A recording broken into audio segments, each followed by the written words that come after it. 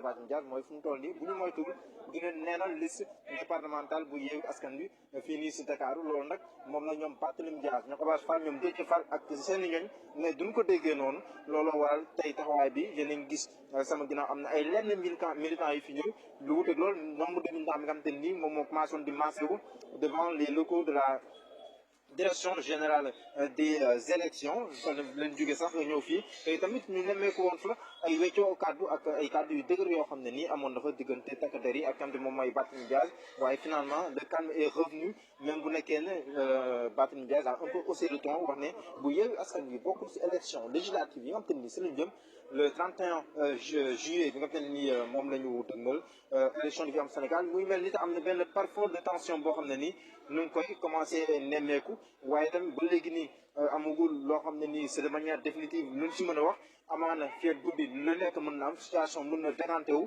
waaye lu ñu mën a jàppandi fii nii moom mooy il y a un gros nuage qui règne qui plane sur la liste Yewwi Askan Wi au niveau du département de Dakar loolu noonu moom la ñu mën a jàpp fu mu toll nii waaye tamit lépp lu si am muy xibaar lu leer te wóor comme ni ngeen ko xamee si seen site Seneweb TV seneweb.com ak Seneweb rajo dinañ leen ko yaatal si ni leen ko dëgtal si ni mu gën a yaatoo comme ni ma ko waxee sànq information fu mu toll nii moom mooy la tête de liste départementale de Yewwi Askan Wi fii ak ay simili yu néew a néew dina tenir benn conférence de presse ngir amaana indi ay leeral ak ay éléments yoo xam ne nii moom jàpp na ne moom mooy layal lu war a tax ñoom seen liste départementale de Dakar boobu kenn du ko mën a rejeté donc fii ay minutes rek dañuy jéem a yéeg si kaw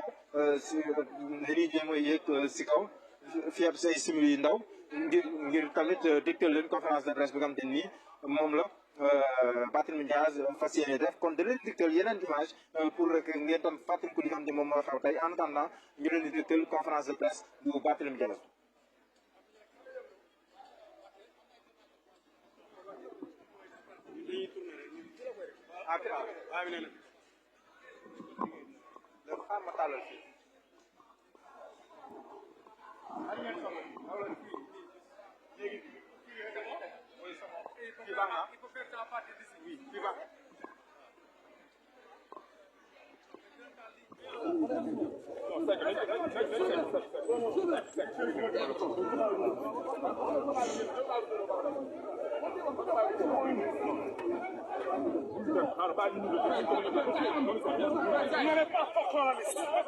Appelez-moi la presse. La presse arrive.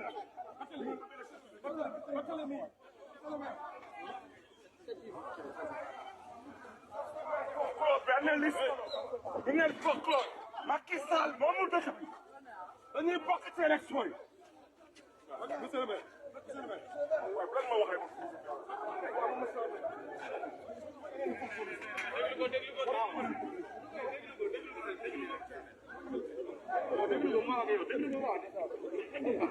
attendez que là sama boy ñu ngi ñëw ba boy ñu rek bu ngeen folklore benn liste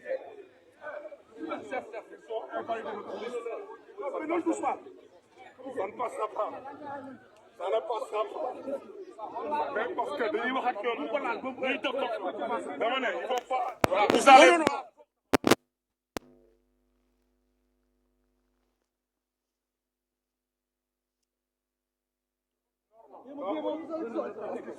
On acceptera pas.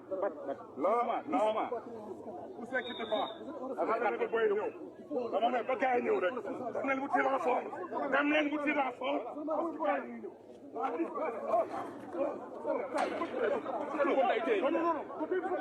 Ça va pas photo. Dama ne.